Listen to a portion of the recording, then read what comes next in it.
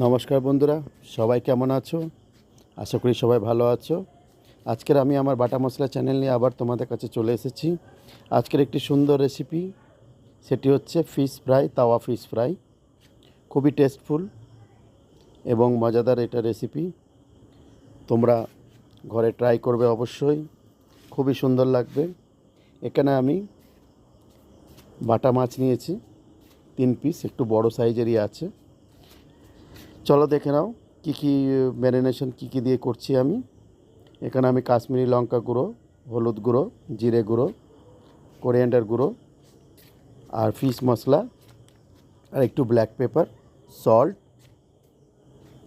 আর একটু ভিনিগার দিয়েছি। তোমাদের কাছে লেবু থাকলে লেবু জুস দেবে, তাহলে আরও সুন্দর হবে, ফ্লেভারটাও আরও ভালো হবে।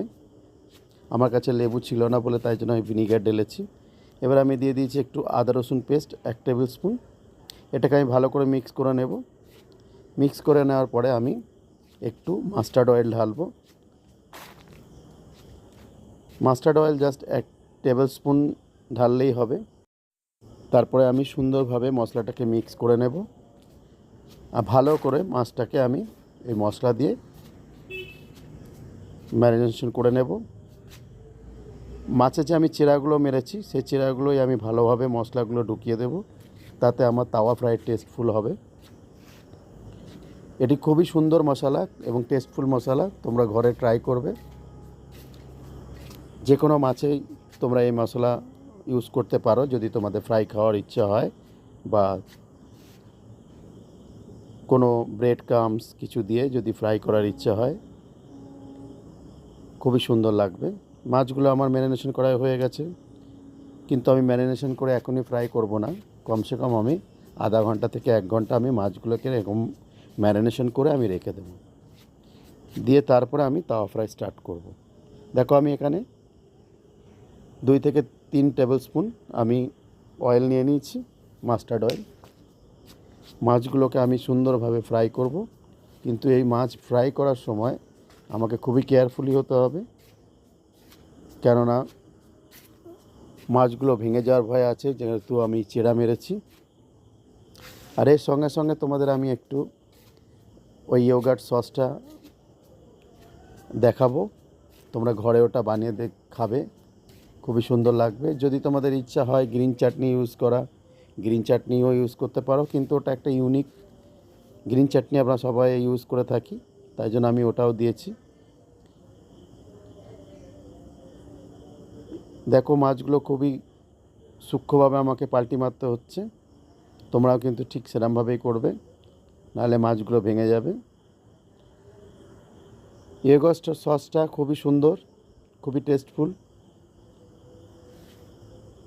কারণ ওর মধ্যে আমি টমেটো, পেঁয়াজ, কারি পাতা, একটু কোরিয়ান্ডার যদি তোমরা পাও সেটাও ইউজ করো, ব্ল্যাক পেপার, সল্ট আর ইয়োগার্ট, এই কটা জিনিস মিক্স করে আমি সসটা বানাবো। দেখো আমি এবারে ইয়োগার্ট সসটা স্টার্ট করছি। এটি খুবই টেস্টফুল, মাছের গরম গরম মাছের সঙ্গে খেতে খুব ভালো লাগে। এর মধ্যে আমি ব্ল্যাক সল্ট, ব্ল্যাক পেপার দুটো ইউজ করেছি। প্রথমে আমি 2 টেবিল স্পুন ইয়োগার্ট দিয়ে আমি মিক্স করে দেখব, যদি কম হয় মনে, তাহলে আমি আর 1 টেবিল স্পুন দিয়ে দেব। আর এইটা মাছটা যখন খাবে তার আগেই বানাবে, কেননা ইয়োগার্ট যখন ভেজিটেবলের সঙ্গে মিক্স হবে তখন কিন্তু জল ছেড়ে দেবে। এই জন্য যখন মাছটা তোমরা খাবে তখনই ইনগ্রেডিয়েন্টসগুলো, সমস্ত উপকরণগুলো রেডি করে রেখে দেবে, দিয়ে তখন মিক্স করে খাবে, তাহলে সুন্দর লাগবে। যাই হোক, সসটা আমার রেডি হয়ে গেছে। আর সকল মানুষকে যারা আমার চ্যানেল সাবস্ক্রাইব করেছে তাদেরকে আমার অসংখ্য ধন্যবাদ। আরও আমার চ্যানেলটাকে সাপোর্ট করো। দিন দিন আমি চ্যানেলটাকে সাপোর্ট পাচ্ছি। তোমাদের কাছে অনুরোধ, আমার বন্ধুদের সঙ্গে শেয়ার করো এবং আমার চ্যানেলটাকে সাপোর্ট করো, যেন আমি আরও সুন্দর সুন্দর রেসিপি দিতে পারি। দেখো মাছটা আমার রেডি হয়ে গেছে। যাই হোক, আবার দেখা হবে নেক্সট রেসিপিতে। সবাই ভালো থেকো।